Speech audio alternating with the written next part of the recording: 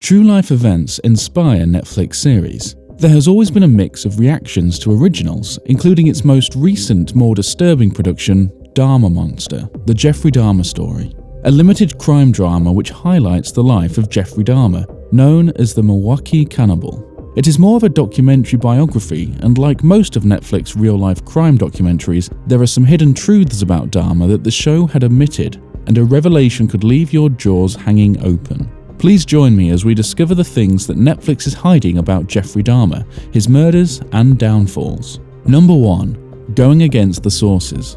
With Jeffrey Dahmer's confessions and interviews, the Netflix series came to be very detailed.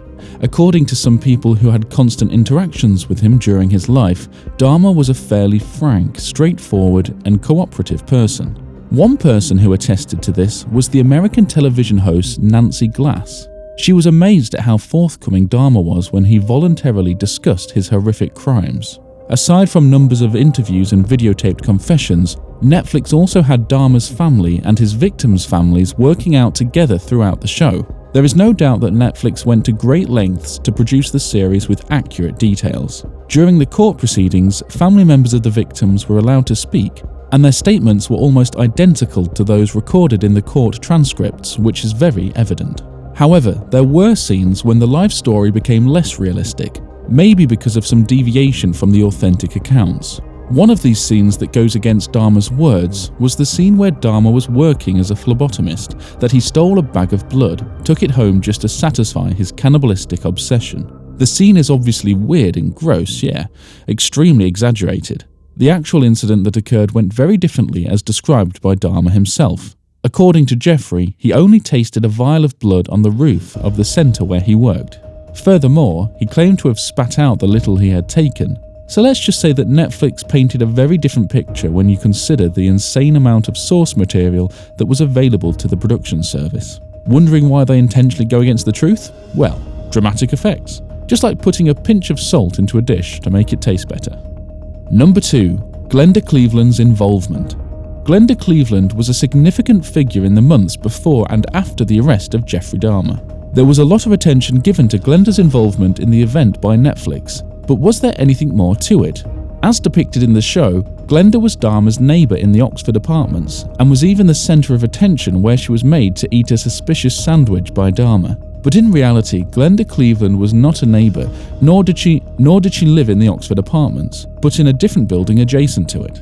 There was no indication that Glenda and Dahmer could have ever met prior to her meeting on the street with one of the victims, Conroys' synthesome before his death. The unsettling scene of the sandwich was just another Netflix add-on that really happened to Pamela Bass, a lady who was actually Dahmer's neighbor. Can you see it? Netflix may have tried to mix the characters of Glenda Cleveland and Pamela Bass to be more fitting for their storytelling.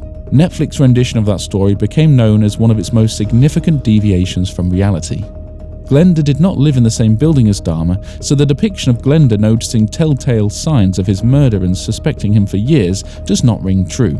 Although facts have it that Glenda became suspicious of Dahmer after the synthesome incident, where she began repeatedly calling the cops, especially when she saw a story of him in the newspaper being missing. Her calls were dated about 7 weeks before Dahmer's arrest. But the most notable one was that Glenda made the calls after she found the badly injured Conroys trying to escape Dahmer's apartment. The cops ended up delivering young Conroys back to Jeffrey Dahmer. Number 3. False TV reports. Considering the series' commendable accuracy, it's tempting to believe that the news reports and occurrences surrounding the actual events were also accurate. Unfortunately, that is not the case.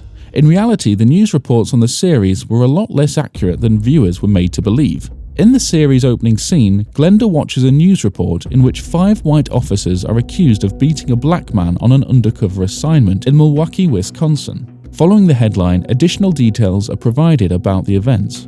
While this sounds like a real-life event that may have occurred in Milwaukee, there is no record of an incident that matches this description, especially during the time surrounding Dahmer's arrest, as depicted in the later scenes, because many things did not occur during that time. The producer should have strived for more accuracy.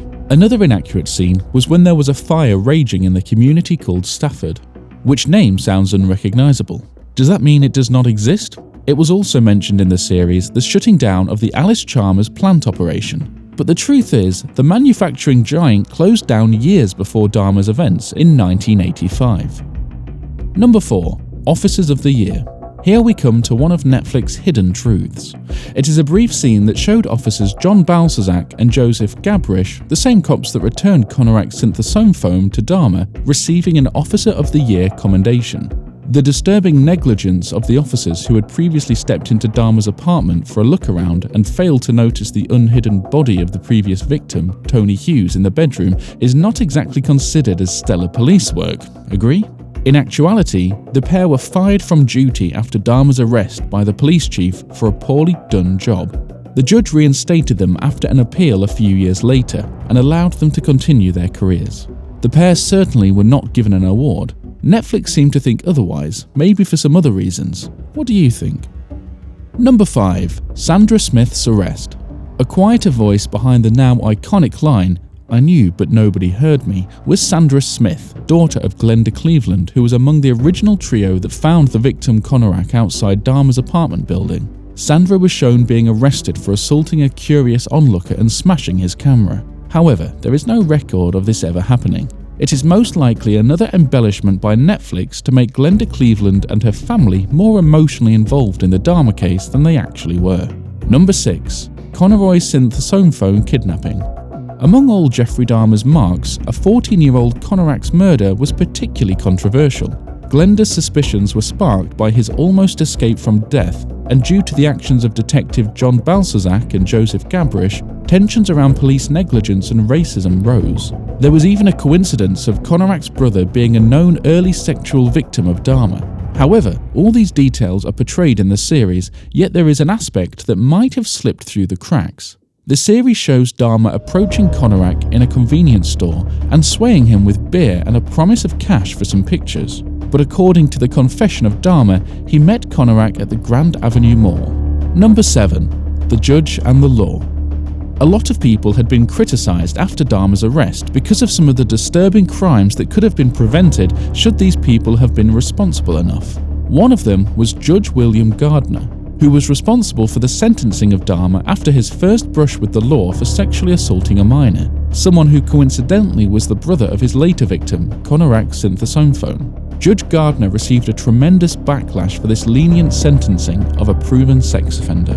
Another person, Donna Chester, Dahmer's probation officer, had appointments to check in with him at least twice a month. This was during the time his murder spree had started, and Donna never even got a whiff of it.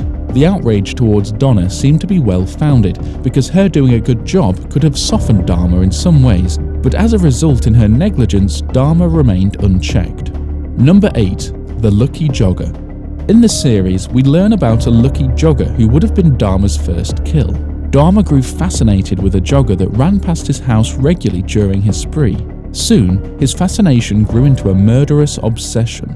He began to think about attacking the jogger with a baseball bat. In due time, thoughts became plans, and then he found himself with a baseball bat in his hand waiting for the jogger to pass by. Fortunately, he didn't show up for his regular run. While in Netflix's show, Dahmer ends up stalking the lucky jogger with his baseball bat, but he approached the jogger amicably and lured him to his home with drinks. A very different tale to the one that we know.